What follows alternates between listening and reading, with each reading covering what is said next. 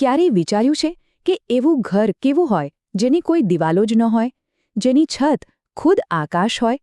બસ Emily ડિકિન્સન આપણને આવા જ એક ઘરમાં લઈ જાય છે. તો ચાલો આજે આપણે એમની એક ખૂબ જ જાણીતી કવિતાના ઊંડાણમાં ઉતરીએ અને સમજીએ કે કળાની તાકાત અને કલ્પનાની દુનિયા કેટલી વિશાળ હોઈ શકે છે. કવિતાની શરૂઆત જ જુઓ, કેટલી ગજબની છે. આ એક જ લાઈન આપણને સીધા વિચારમાં મૂકી દે છે. શક્યતામાં રહેવું, આનો સાચો મતલબ શું હશે નહીં? આ તો જાણે એક ખુલ્લું આમંત્રણ છે કે આવો કલ્પના અને સંભાવનાઓની દુનિયામાં જીવીએ. આખી કવિતાનો પાયો, એનું હૃદય એક જોરદાર સરખામણી પર ટકેલો છે. ડિકિન્સન અહીં આપણને બે સાવ અલગ ઘરોની વાત કરે છે. તો ચાલો જોઈએ કે આ બે ઘર કયા છે અને એ આપણા માટે શું માયને રાખે છે. તો જુઓ, અહીં ડિકિન્સન બે એકદમ વિરોધી દુનિયા આપણી સામે મૂકે છે. એક બાજુ છે શક્યતાનું ઘર, જે હકીકતમાં કવિતાનું જ પ્રતીક છે. એક એવી જગ્યા જ્યાં કલ્પનાને કોઈ રોકી ન શકે, ખૂબ જ સુંદર અને સત્યથી ભરપૂર. અને બીજી બાજુ એ છે ગદ્યનું ઘર, થોડું બંધિયાર, નિયમોમાં બંધાયેલું, બિલકુલ આપણી રોજબરોજની સામાન્ય દુનિયા જેવું. સારું, તો હવે આપણને આ બે ઘર વચ્ચેનો ફરક તો સમજાઈ ગયો. તો પછી રાહ શેની જોવાની? ચાલો શક્યતાના ઘરનો દરવાજો ખોલીએ અને અંદર જઈને જોઈએ. એની અનોખી બનાવટની એક રૂપકાત્મક સફર કરીએ. દરેક ઘરની જેમ આ ઘરનું પણ પોતાનું એક આર્કિટેક્ચર છે. પણ અહીં કંઈક અલગ જ વાત છે. આ કોઈ સામાન્ય ઘર નથી. ડિકિન્સન કહે છે કે આ ઘરમાં બારીઓ તો ગણી ન શકાય એટલી બધી છે અને દરવાજા તો વળી સૌથી શ્રેષ્ઠ છે. પણ આ બારી દરવાજાનો મતલબ શું?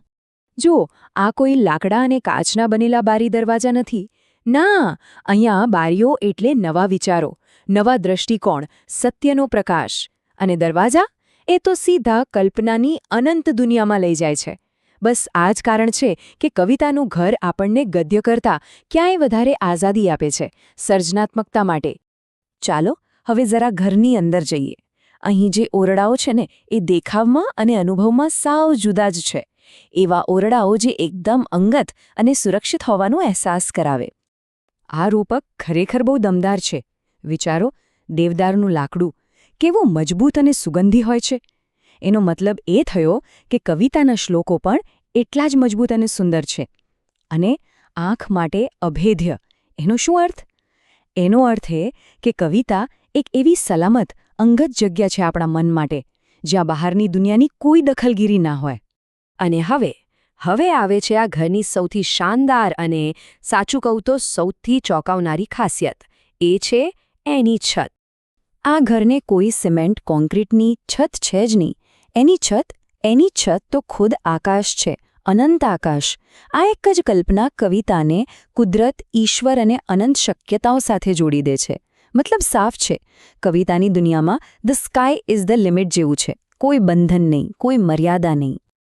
કોઈ પણ ઘર રહેવાવાળા વગર તો અધૂરું જ કહેવાય, બરાબર ને? તો પછી આ શક્યતાના અદ્ભુત ઘરમાં રહે છે કોણ? ચાલો હવે ઘરની બનાવટની વાત છોડીને એના રહેવાસીઓ અને મહેમાનોને મળીએ. એક મિનિટ, આ ઘરમાં દરેક જણ નથી આવી શકતું. ના, અહીં તો ખાલી ખાસ મહેમાનોને જ એન્ટ્રી મળે છે. તો સવાલ એ છે કે કોણ છે આ સૌથી સુંદર મુલાકાતીઓ?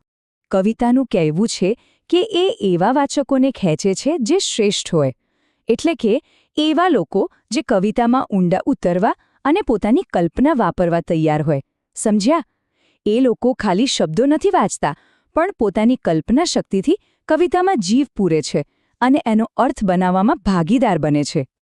ઓકે, તો આપણે ઘર જોઈ લીધું, મહેમાનોને પણ મળી લીધા. પણ આ ઘરને સંભાળે છે કોણ? હવે કવયિત્રી પોતે પોતાની ભૂમિકા, પોતાના કામ વિશે વાત કરે છે. અને આ વાત આપણને એક મોટા રહસ્યની નજીક લઈ જઈ રહી છે. તો પછી આટલા અદ્ભુત ઘરના આર્કિટેક્ટ હતા કોણ? આ સવાલનો જવાબ શોધવા માટે આપણે હવે કવિતાના પાનામાંથી બહાર નીકળવું પડશે અને સીધા જ એના સર્જક એમિલી ડિકિન્સનના જીવનમાં એક નજર નાખવી પડશે. કારણ કે આ કવિતા એમના જીવનના અનુભવો સાથે બહુ જ ઊંડાણથી જોડાયેલી છે. તો ચાલો આપણે ડિકિન્સનના અસલી ઓરડામાં, એમના જીવનમાં પ્રવેશ કરીએ. અને જેવી આપણે એમના જીવનની હકીકતને સમજીશું ને, તરત જ આ કવિતા કેટલી ક્રાંતિકારી હતી એનો સાચો અર્થ સામે આવી જશે. ડિકિન્સન જે દુનિયામાં જીવતા હતા એને સમજવું બહુ જ જરૂરી છે. વિચારો, એ જમાનો અત્યંત કડક, ધાર્મિક અને રૂઢિચુસ્ત હતો. સ્ત્રીઓ માટે તો જાતજાતના બંધનો હતા. લોકો એવી અપેક્ષા રાખતા કે એ કલાકાર નહીં પણ એક સારી ગૃહિણી બને. અને માની ન શકાય, પણ એ જમાનામાં તો કવિતાને સ્ત્રીઓ માટે ખતરનાક ગણવામાં આવતી હતી. અને બસ આવા જ માહોલમાં આ કવિતા એક ચમત્કાર જેવું કામ કરે છે.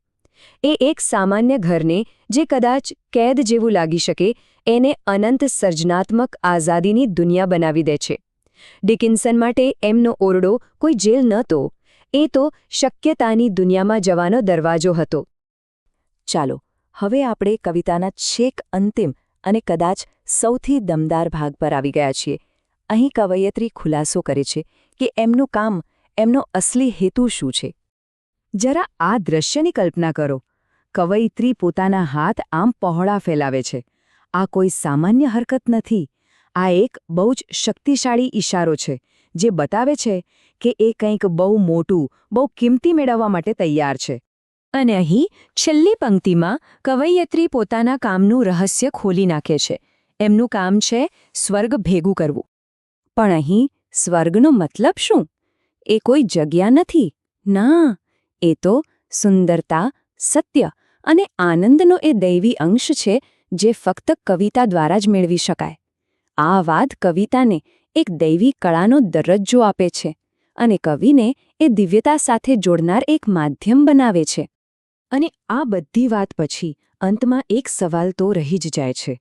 જે રીતે ડિકિન્સને કવિતામાં પોતાનું શક્યતાઓનું ઘર શોધી કાઢ્યું, એ જ રીતે આપણે સૌ આપણા જીવનમાં, આપણી સર્જનાત્મકતામાં આવું અમર્યાદ શક્યતાઓનું ઘર ક્યાં શોધી શકીએ?